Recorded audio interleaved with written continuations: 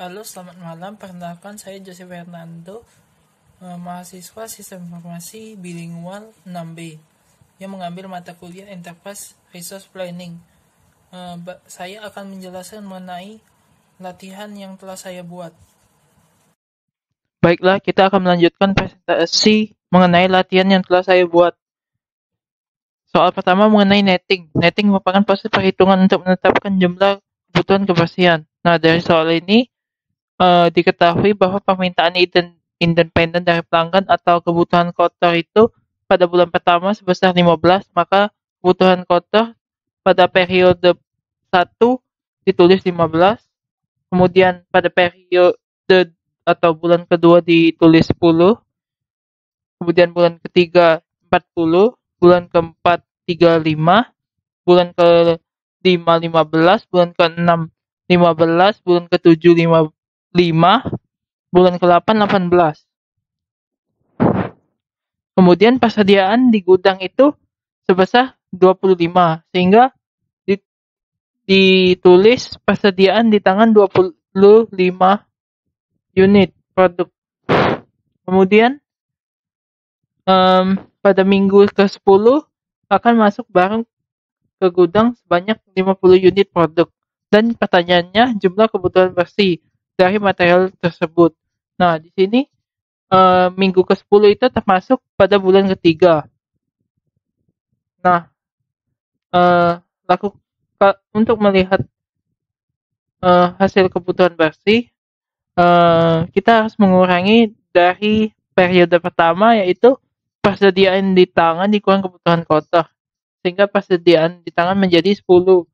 Kemudian kebutuhan kotornya 10, persediaannya 10, jadi persediaan menjadi 0. Kemudian pada minggu ke-10 atau periode ketiga akan masuk persediaan baru ke gudang, sehingga kebutuhan jadwal penerimaan persediaan 50 dikurang 40, sehingga persediaan di tangan hanya 10.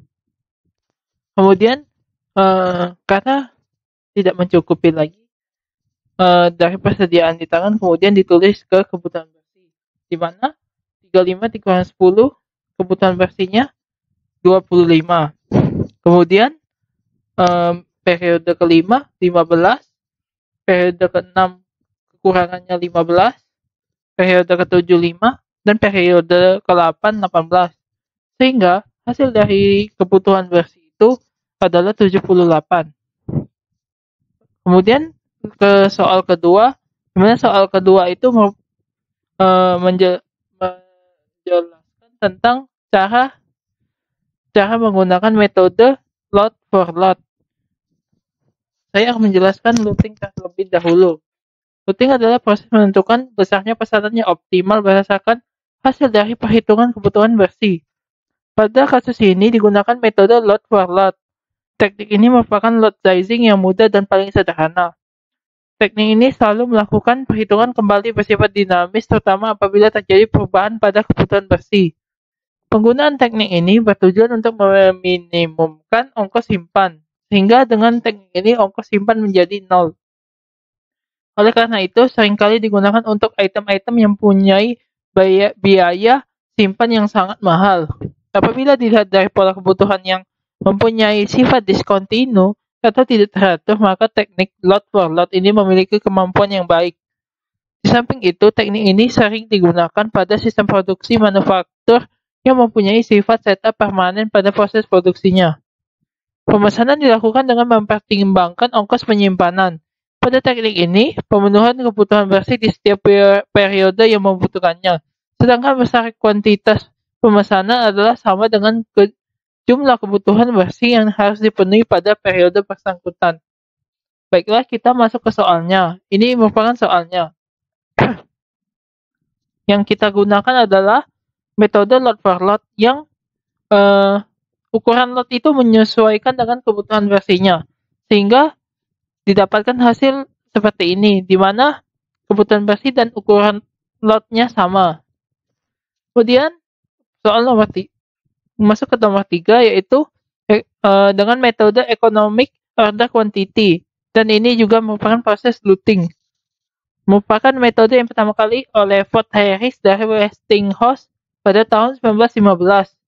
Metode ini merupakan inspirasi bagi para pakar persediaan untuk mengembangkan metode-metode pengendalian persediaan lainnya.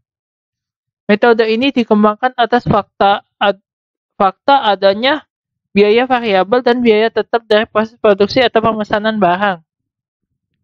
Teknik EOQ ini besarnya ukuran lot adalah tetap, melibatkan ongkos pesan dan ongkos simpan. Pemesanan dilakukan apabila persediaan tidak dapat memenuhi kebutuhan yang diinginkan.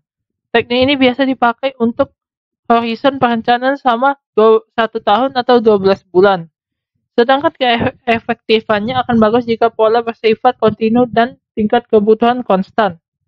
Ukuran kuantitas pemesanan lot sizing ditentukan dengan rumus ini, di mana EOQ atau kuantitas pemesanan yang optimal, CO, CS, atau S itu ongkos pesannya, R itu permintaan, CH atau H itu ongkos simpan per unit.